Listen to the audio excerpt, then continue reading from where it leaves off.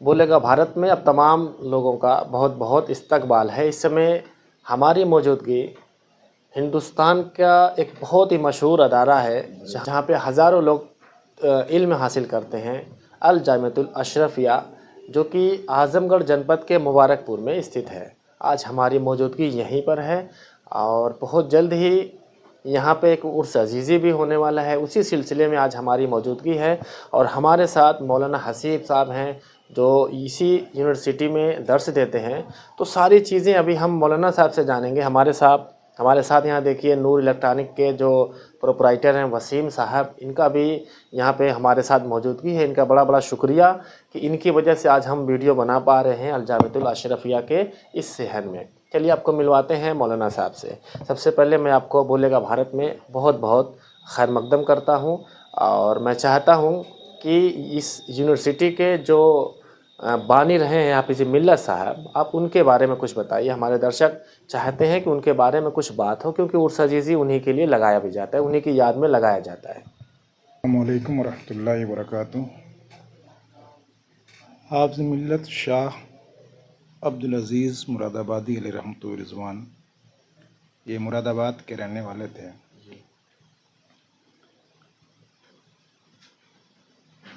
بھوجپور مراد آباد کے رہنے والے تھے۔ ان کی تعلیم مختلف جگہوں پہ انہوں نے تعلیم حاصل کی ہے۔ پرائمری تعلیم اپنے گھر پہ ہی اپنے والد صاحب کے سرپرستی میں حاصل کیا تھا۔ بعد میں اپنی تعلیم حضرت شہدوشریہ علیہ رحمۃ رضوان کی شاگردی میں اپنی پوری تعلیم حاصل کی، اور اجمیر شریف سے انہوں نے فراغت حاصل کر لی۔ مبارک پور بھوجپور سے یا مراد آباد سے بھوجپور ان کے آنے کی ایک تاریخ ہے۔ حضرت علامہ شہدوشریہ علیہ رحمۃ رضوان بھوسی مئو کے رہنے والے تھے۔ انہوں نے اس علاقے میں محسوس کیا تھا کہ یہاں دین کی، اسلام کی تعلیمات کی ضرورت ہے۔ تو انہوں نے فرمایا تھا کہ عبدالعزیز، میں تم سے خدمت لینا چاہتا ہوں۔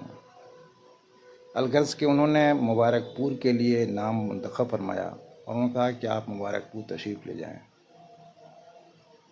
اور انہی کے کہنے پہ مبارک پور تشریف لائے، اور بڑی کاوش سے، بہت محنت کر کے اشرفیہ کی کئی ادوار سے گزرتے ہوئے، پرائمری سیکشن سے شروع کرتے ہوئے پوری کوشش کی، اور آج جس منظر میں آپ اس کو ملاحظہ کر رہے ہیں، اس منظر پہ لانے کی کوشش کیا۔ پہلے مدرسہ لطیفیہ بنائیے، پھر مدرسہ مصباح علوم کے نام سے جانا گیا، پھر اور ترقی کیا تو مصباح علوم سے دارالعلوم مصباح علوم اشرفیہ بنا۔ اس کے بعد پھر طلباء بڑھتے گئے، اساتذہ بڑھتے گئے، ضروریات بڑھتی گئی، جو کیمپس اور جو اس وقت جو بلڈنگ تھی وہ ناکافی تھی۔ تو اس وقت حافظ ملت نے اپنے مخلص ساتھیوں اور احباب سے مل کر کے، مشورہ کر کے زمین وغیرہ کا انتظام فرمایا، اور ایک بڑے کیمپس میں الجامعۃ الاشرفیہ کی بنیاد رکھی۔ جی مولانا صاحب، جو دسمبر کا مہینہ آ رہا ہے 2 اور 3 دسمبر کو عرس عزیزی ہے یہاں پر، تو آپ تھوڑا یہ بھی بتا دیجئے کہ عرس عزیزی کی شروعات کب ہوئی تھی، اور یہ 50واں عرس عزیزی منایا جا رہا ہے تو اس کی شروعات کب ہوئی تھی؟ حافظ ملت اس ادارے کی خدمت فرماتے رہے، اور سن 1975 میں ان کا وصال ہوا۔ وہ اس وصال کے فاتحے کے بعد، یا اسی سال 1 سال کے بعد یہ عرس شروع ہوا، اور اب تک یہ عرس عزیزی کے نام سے منایا جاتا ہے۔ اور اس عرس عزیزی کے موقع سے یہاں کے جو فارغین ہوتے ہیں درجہ حفظ کے، درجہ فضیلت کے، درجہ قرأت کے، ان کی دستار بندی بھی ہوتی ہے۔ الجامعۃ الاشرفیہ کی اس عرس عزیزی کی ایک چند خاص خصوصیات بھی ہیں کہ آپ اس ہندوستان میں جو عرس یا اعراس آپ دیکھتے ہوں گے، وہاں پہ اسلامک طور طریقے زیادہ ملحوظ نہیں رہ پاتے، لیکن یہ عرس مکمل طور سے شریعت کے دائرے میں ہی منایا جاتا ہے۔ نماز کا وقت جب ہوتا ہے تو عرس کے جو بھی تقریبات ہوتے ہیں وہ بند ہو جاتے ہیں، اور صرف نماز کی طرف لوگوں کے دھیان مبذول کرا جاتا ہے۔ ایون کہ جو دکانیں وغیرہ بھی جو کل لگی رہتی ہیں عرس کے موقع پہ، وہ دکانوں پہ عرس عزیزی کے جو لوگ ہوتے ہیں، جو مینجمنٹ باڈی کے لوگ ہوتے ہیں، جو ان کے ارکان ہوتے ہیں، دیکھ ریکھ کرنے والے ہوتے ہیں، ان کا ایک طریقہ ہوتا ہے کہ پہلے سے ہی ہر دکانوں پہ چادر پھیلا دیتے ہیں پردے کے لیے. جو ہی اذان ہوتی ہے تو چادر کو پھیلا دیا جاتا ہے، دکانداروں سے اور لوگوں سے اعلان کر دیا جاتا ہے کہ اب اذان ہو گئی ہے، نماز پڑھیں. اور اسی طریقے سے جب اذان ہو جاتی ہے تو اذان کے بعد نماز کا جو وقت ہے اس کے دوران مزار شریف کا جو بلڈنگ ہے جہاں حافظ ملت کا روضہ ہے اسے بھی بند کر دیا جاتا ہے کہ کوئی فاتحہ اس وقت نہ پڑھنے جائیں جب نماز ہو رہی ہو. نماز کی ادائیگی کر لیں، اس کے بعد فاتحہ یا دیگر اور کام کریں. مولانا صاحب، تمام عرس لگتے ہیں ہندوستان کی، اگر سرزمین کی بات کریں تو کیا یہاں پہ جو عرس عزیزی ہے جو اشرفیہ میں لگتا ہے، کیا یہاں عورتوں کا آنا منع ہے یا عورتیں یہاں بھی آتی ہیں؟ کیونکہ تمام عرس میں دیکھا گیا کہ عورتیں آ جاتی ہیں.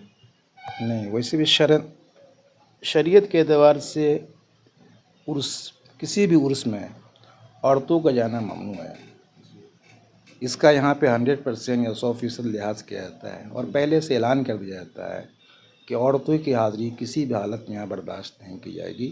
اور یہ ایک روایت بن چکی ہے کہ اب یہاں پہ اگر اعلان نہ بھی ہو پھر بھی اس کیمپس میں کوئی عورت نہیں آ سکتی ہیں. تو ان کا لحاظ کیا جاتا ہے اور باضابطہ اعلان کیا جاتا ہے ہر سال کے عرس میں کہ عورتیں یہاں پہ ممنوع رہیں گی، یہاں ان کے آنے کی اجازت نہیں ہوگی.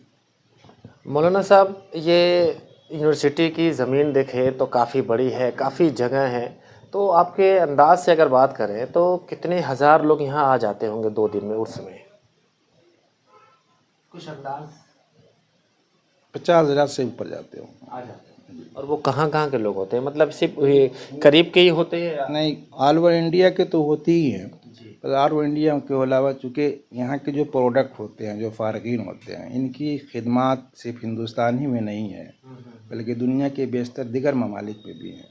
اس لیے اس کا تعارف صرف ہندوستان ہی میں نہیں ہے، باہر کے لوگ بھی جانتے ہیں. اس لیے صرف یہاں کے لوگ نہیں ہیں بلکہ دوسرے ممالک سے بھی، مثلا ساؤتھ افریقہ ہے، امریکہ ہے، آسٹریلیا ہے، اس طرح کے ممالک کے بھی لوگ تشریف لاتے ہیں. مطلب جو بھی اس الجامعۃ الاشرفیہ سے ریلیٹڈ جتنے بھی لوگ ہیں جو اس سمے انڈیا سے باہر ہیں، فارن کنٹریز میں ہیں، تو ان کے پاس بھی اگر موقع ہوتا ہے تو وہ یہاں آتے ہیں، ایسا مولانا صاحب بتا رہے ہیں. اچھا، یہاں پہ جب یہ عرس لگتا ہے تو بہت زبردست مارکیٹ بھی ہوتی ہے، ہزاروں دکانیں لگی ہوتی ہیں، بڑی بھیڑ بھاڑ ہوتی ہیں. تو دکان والے جو یہیں کے ہوتے ہیں یا وہ بھی مطلب دور دور سے آتے ہیں؟ پھر ان کو زمین کیسے، جگہ کیسے الاٹ ہوتی ہے، ساری چیزیں؟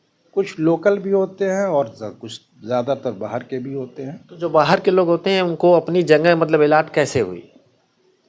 الاٹ تو نگر پالیکا کی طرف سے، اگر کیمپس سے باہر ہے تو نگر پالیکا اس کی دیکھ ریکھ میں، کیمپس کے اندر ہے تو اشرفیہ کے مینجمنٹ باڈی اس کو دیکھتی ہے. تو دیکھا گیا ہے کہ اس عرس عزیزی میں بہت زبردست مارکیٹ لگتی ہے، تمام ہزاروں لوگ آتے ہیں صرف خریداری کرنے کے لیے، کیونکہ کہیں نہ کہیں یہاں کا جو سامان ہوتا ہے بڑا ہی سستا مانا جاتا ہے.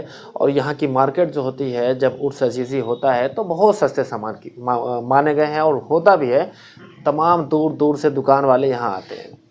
تو فی الحال آج جو میں چاہتا تھا کہ عرس عزیزی کے بارے میں تھوڑی جانکاری ہمیں ملے اور ساتھ میں ہمارے جتنے درشک ہیں ان کو ملے، تو مولانا حسیب صاحب نے وہ ساری چیزیں بتا دی ہیں. تو اس عرس عزیزی کی سب سے خاص بات جو مجھے لگی وہ یہی ہے کہ اس میں عورتوں کا آنا سخت منع ہے، کیونکہ جہاں بھی ہم دیکھتے ہیں عرس لگتا ہے تو عورتیں جو ہیں بہت زیادہ ماترا میں ہوتی ہیں، جس سے کافی ڈسٹربنس ہوتا ہے، کافی مشکل کا سامنا کرنا پڑتا ہے وہاں کے ذمہ داروں کو. لیکن یہاں پہ جو عرس ہے یہ اس کی خوبصورتی ہے کہ عورتوں کو منع کیا گیا ہے.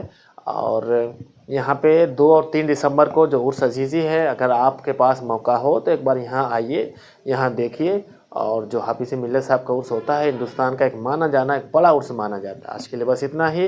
میں اپنے کیمرہ مین عمران احمد کے ساتھ فیصل انصاری، بولے گا بھارت.